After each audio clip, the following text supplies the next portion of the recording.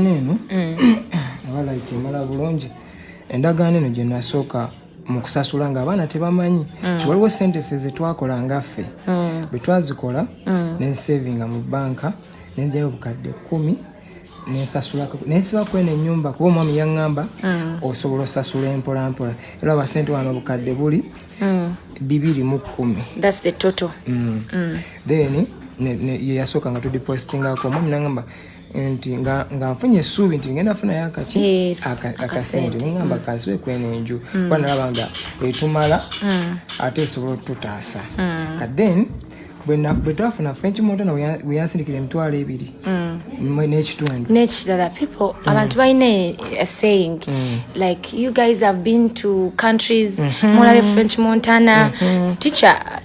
like you can tell them kubanga bo balina kye basuubira mbu French Montana yabagulira ennyumba eno you can maybe give them more light about the whole thing.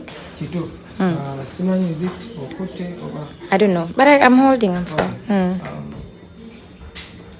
One nsooka okwebaliza the last price Diana ntino since from day one twetulekeredde osigadde otuyamba nze olunaku bwe twatonda emmotoka Spice yakwata emmotoka ye eya Supercustom nazitwala ngamba ogenda tambuza abaana abo babere babavuga batwala ku ssomero n'obazza then tukweyanza ekintu ekyo kuba abantu abasinga sibankusiba muntu kuki kubyemotoka you're welcome. Ngine ennyumba eno abantu abasinga bagamba nti French Montana etuwa ssente nnyingi kasooka entangaze ku kya French Montana. French Montana bwe yajja okukola video unforgettable yajja ng'ayagala kutuyamba nti yaŋŋamba tugenda kukola video nammwe naye njagala bapromotinga era oli omusajja naŋŋamba we video director ti ngenda kuwa video director yaŋŋamba ngenda kuwa $10,000 by then ffe kuba ffe video esinga dance clips twatuzikolela $1,000 nga nalaba nga kinene then afterwards naŋŋamba ngenda kwongeza naŋŋamba yaŋŋamba okay yaŋŋamba ngenda kwongeza ssente okisegera byaŋŋamba ngenda kwongeza ssente okay yeah naŋŋamba ngenda kuwayo $2,500 eza dola nazimpa so nga maze nga tumaze okukola video eyo ne bagenda tebatusuubiza muno tugenda babawa ssente bweziti oba bweziti ezo zebakola ne bagenda ne batuuka iyo video nekola nnyo negoinga viral Montana agamba you guys you have changed my life kati yaŋŋamba okyusiza obulamu bwange naŋŋamba ngenda baleeta mu performing ku BET then mbatambuze mba promoting neŋŋamba which is okay thank you so much n'atuteekamu ennyonyi n'atufunira visa na buli kimu n'atwala ne tusula mu hotelo ez'ebbeeyi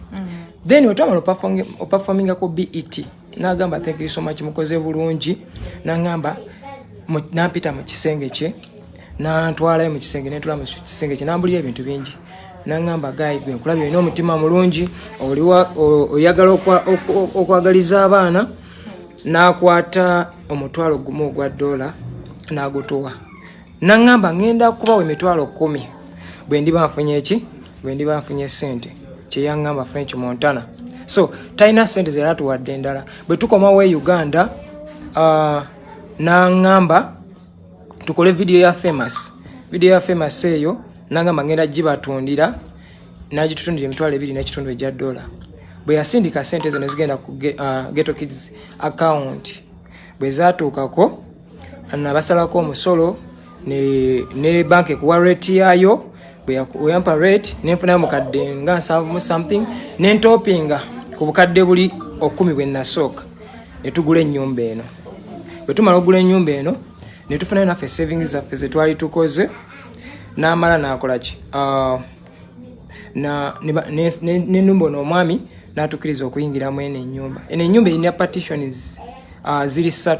kuliko ene main gye tulimu munda kuliko boys kwete manju then n'endala eri omwami mwe yasigala ono nnyini ennyumba kuba naye akyalimu kati ne tutandika obeera mu nju ennyumba engeri gye nagigulamu tuva awo ne tugenda ebweru tugenda nnyo mu awards okugenda mu awards ebiseera ebisinga tuperforminga na performinga era oluusi omuntu wakuwa platform oluusi nawa performinga takuwa ssente ebintu bino abayimbi abamu mubimanyi ne awards zemugenzeemu abamu mukolaki muzimanyi nti twakagenda ebweru performinga emirundi giringa ebiri mu BET ne Teen's Choice Award then ne Canada gye twaka performinga ebisinga nga tugenze for money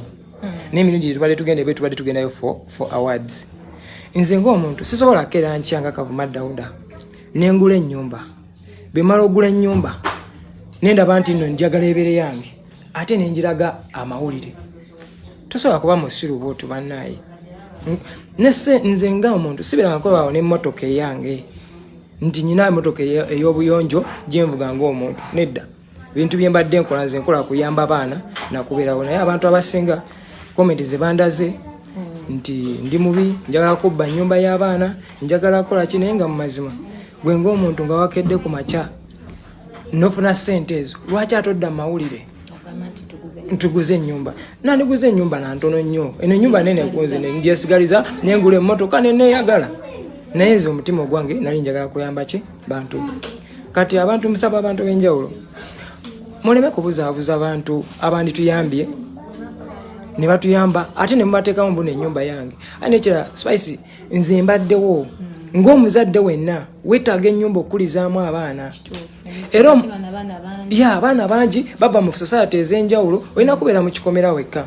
abantu abamu banjajinze nti wandigenze mu kyalo n'ogulayo ffe tukolera mu Kampala buli kintu ekisinga kiri mu Kampala ziri Kampala nze ennyumba nagigula mu mannya g'abaana